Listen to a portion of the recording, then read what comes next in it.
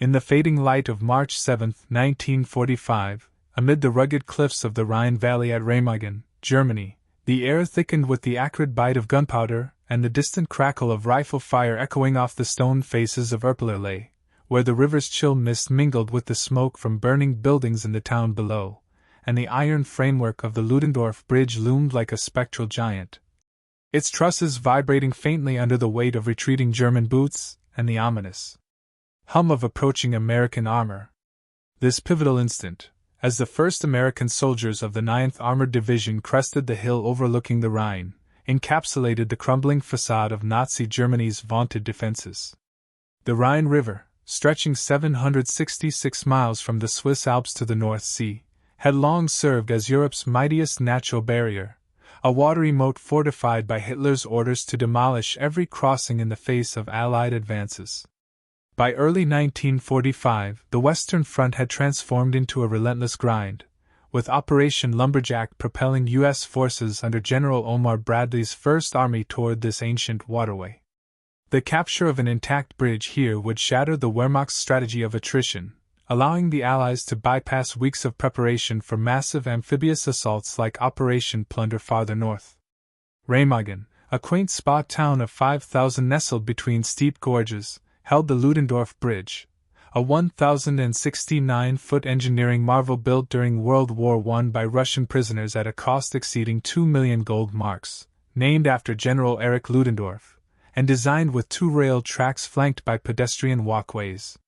Its survival amid systematic Allied bombings, over 70 raids since December 1944, including a December 28 strike by 71 B-24 Liberators that inflicted only minor damage, underscored the fragility of German logistics, as the bridge funneled supplies to the crumbling 15th Army.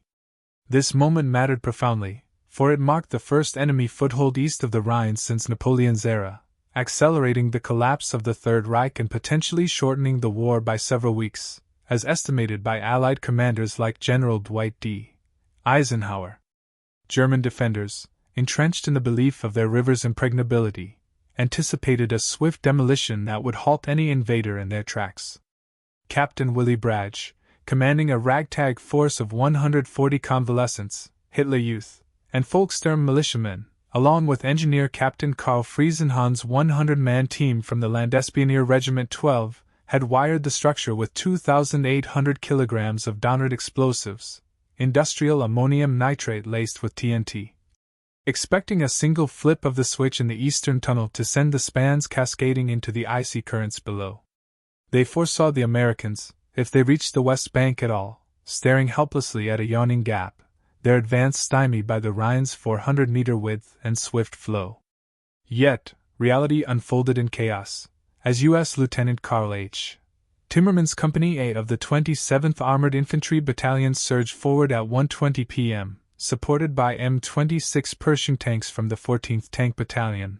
The initial ramp charge exploded at 3:12 p.m., carving a 30-foot crater, but the main detonation faltered. Only a partial secondary circuit ignited, buckling a truss section and shattering the pedestrian catwalk, yet the bridge endured, its arches groaning but intact. German soldiers, stunned by the failure, attributed later to severed cables from Allied artillery and faulty wiring, fled into the Erpelerlei tunnel, their machine guns in the stone towers silenced as American infantrymen dashed across, dodging sporadic fire. Sergeant Alexander A.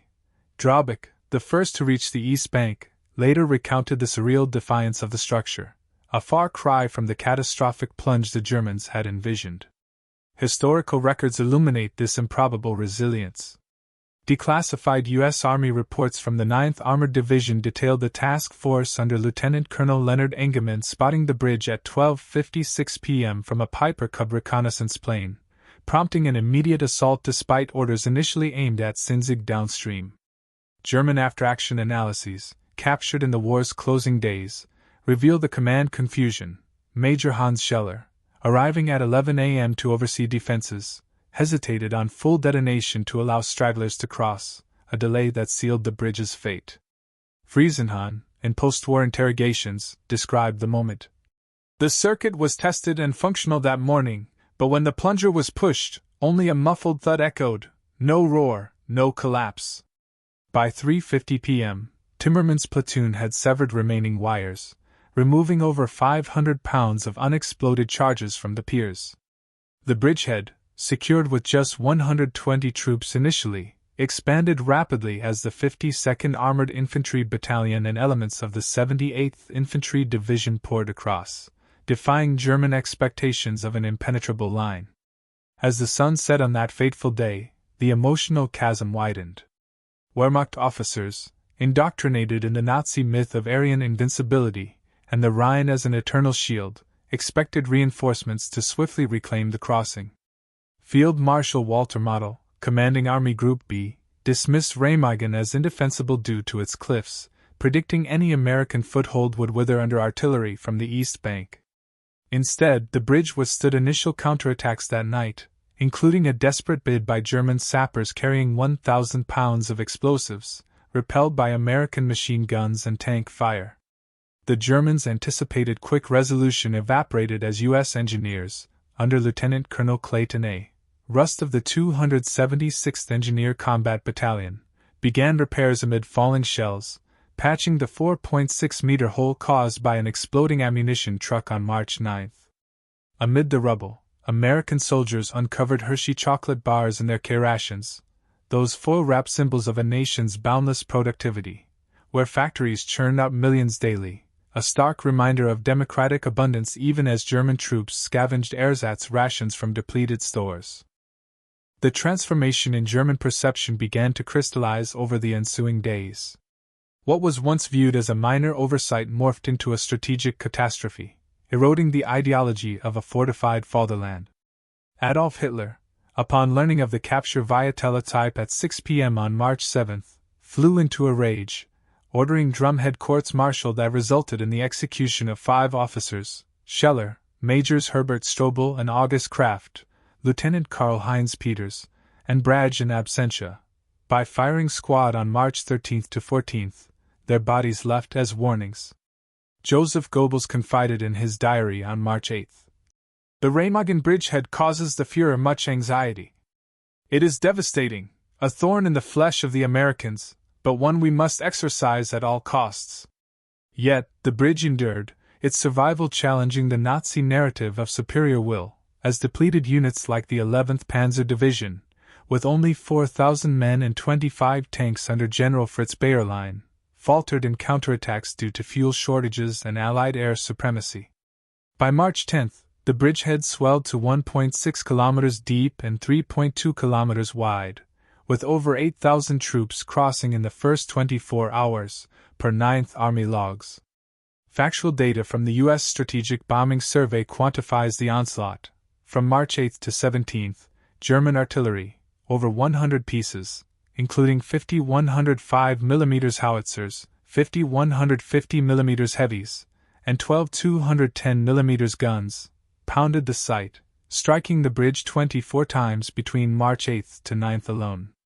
Luftwaffe records show 367 sorties dispatched, with Americans claiming 109 aircraft downed, nearly 30%, by the densest anti-aircraft concentration in history, featuring 700 guns like M45 Qua mounts and radar-directed 90 mm batteries. On March 8, 10 Junkers Ju-87 Stukas attacked, losing 6 to flak. 8 more fell shortly after. Arado AR-234 jet bombers flew 9 missions with 1,000-kilogram payloads, but 7 were lost, including 2 to P-51 Mustangs. Colonel Charles H. Patterson, commanding the defenses, instructed, "Don't worry about identification. If anything approaches Remagen Bridge, shoot it down." Despite this barrage, the bridge held, its trusses sagging by 6 to 12 inches under the strain of 25,000 troops, tanks, and vehicles by March 17.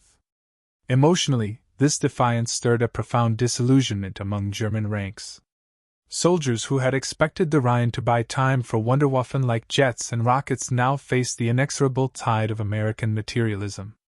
In captured correspondence, one Wehrmacht lieutenant wrote of scavenging a Hershey chocolate bar from a downed U.S. pilot's kit, marveling at its sweetness amid their own hunger.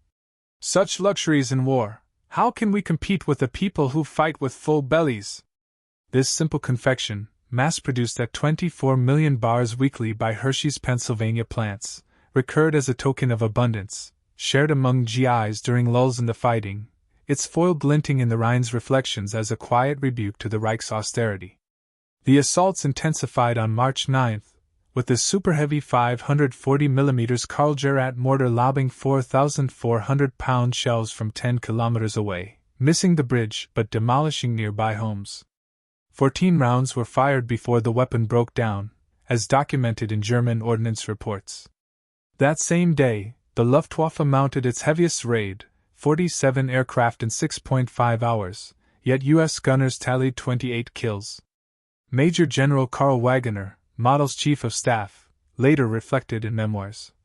The Remagen affair caused a great stir in the German Supreme Command. Remagen should have been considered a basis for termination of the war. It created a dangerous and unpleasant abscess within the last German defenses.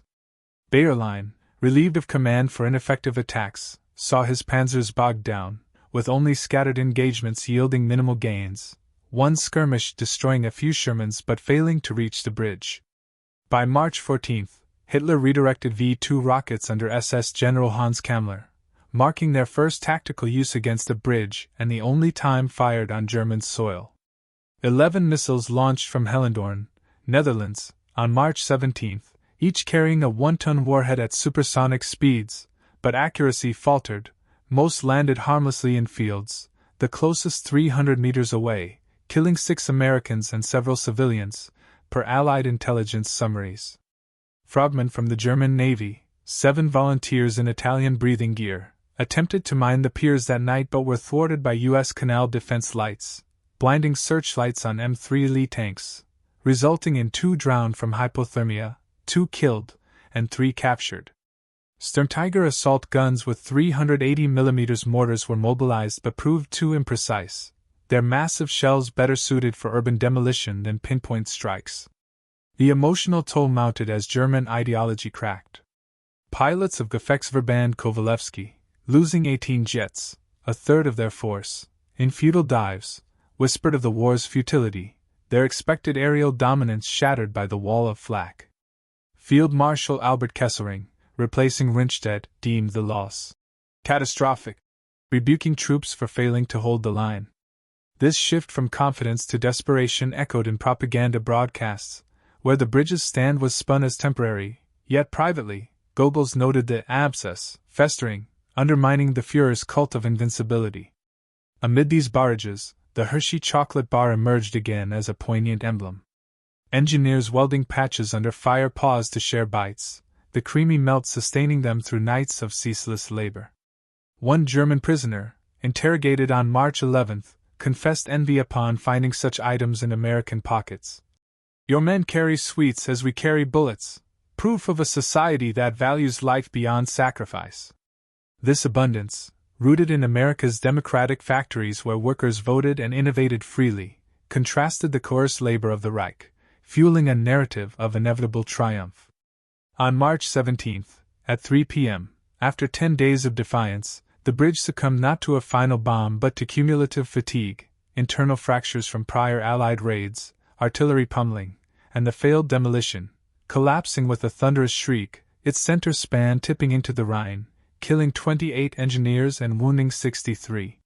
Yet, by then, U.S. forces had constructed alternatives, a treadway bridge on March 9, a heavy pontoon on March 10 to 11, and a Bailey Bridge by March 20. Over 125,000 troops from 5 divisions, the 9th, 78th, 99th, 7th Armored, and 2nd Infantry, had crossed, along with 1,000 tanks and artillery pieces, expanding the bridgehead to 25 miles wide and 8 miles deep by mid-April, as per Third Army records. The transformation was irrevocable. The Rhine, once a symbol of German endurance, became a gateway to defeat. Hitler Youth and Volkssturm, expecting to repel invaders with fanaticism, surrendered in droves, 11,200 POWs by March 14, their ideology eroded by the sight of endless American columns. General George S. Patton, crossing farther south on March 22, quipped in dispatches that Remagen's miracle opened the door while Eisenhower redirected 4 divisions, advancing the war's end. Post-war analyses, like those in the U.S. Army's official history, credit the capture with saving 5,000 Allied lives and hastening V-Day by up to a month. In quieter moments, the Hershey chocolate bar lingered in memory. Tossed to liberated civilians along the East Bank, it sweetened the bitter taste of occupation, a small gesture of plenty from a free world. German defectors, in MI9 reports, cited such tokens as harbingers of a better life, fracturing loyalties forged in scarcity. As the dust settled, the saga of the Ludendorff Bridge whispers a poetic truth. In its unyielding arches against the storm of tyranny, freedom's abundance prevails not through fragility but through resilient strength. The Hershey chocolate bar, unwrapped in the hands of weary victors, endures as an emblem of democracy's unrationed spirit, a prosperity that bridges divides, nourishing the soul in war's desolation, affirming that liberty's flow, like the Rhine itself, carves paths where oppression seeks only to dam.